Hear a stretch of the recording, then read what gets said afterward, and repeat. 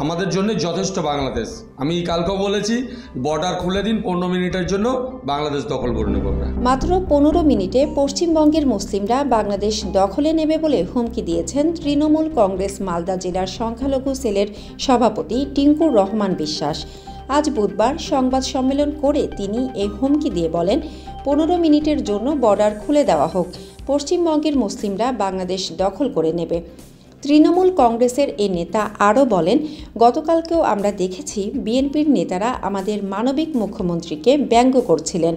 আমি বলতে চাই, আমরা সংখ্যালঘু মুসলিম যারা আছি এখানে আমাদের জন্য যথেষ্ট বাংলাদেশ দখল করা। আমি বলেছি 15 মিনিটের জন্য বর্ডার খুলে দেন, বাংলাদেশ দখল করে নেব। পুলিশ লাগবে না, ফোর্সও লাগবে না। বাংলাদেশ একটা ছোট্ট রাষ্ট্র যার জন্ম দিয়েছে ভারতবর্ষ।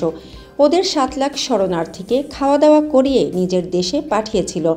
সেই বাংলাদেশ আজকে যে জাতির পিতাকে চিনে না, মূর্তি ভাঙে, তার থেকে কি আর আশা করতে পারে?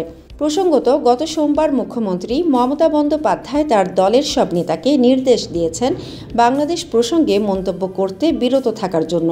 কিন্তু দলের লাগাম যে জেলা নেতৃত্বদের ওপরে নেই সেটা এদিন স্পষ্ট হয়ে গেল। মানসম্মত হাঁস ও মোরগের চাহিদা পূরণ করতে আল আমিন হালাল লাইভ পোল্ট্রি রয়েছে আপনারই পাশে। আমরা হাঁস, মোরগ, কবুতর, কোয়েল, টার্কি ও খরগোশ পাইকারি মূল্যে বিক্রয় করি।